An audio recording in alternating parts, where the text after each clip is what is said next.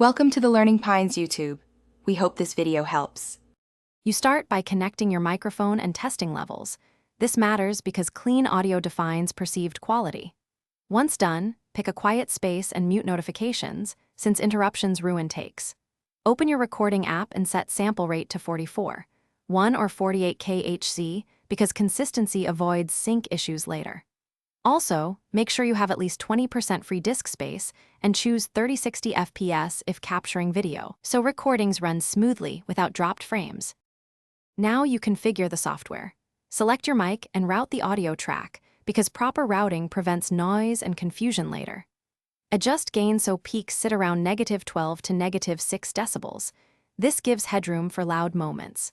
Choose a high-quality format, WAV for editing or 320 kbps MP3 for smaller files, so you balance fidelity and storage. Enable monitoring at low volume if you need to hear yourself.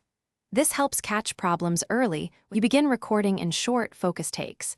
This reduces mistakes and makes editing easier. After each take, review the waveform and listen for plosives, clipping, or background noise, since quick checks save hours later. When satisfied, export with normalization to roughly -1 decibel and keep both raw and final files. If something goes wrong, try this key troubleshooting tip.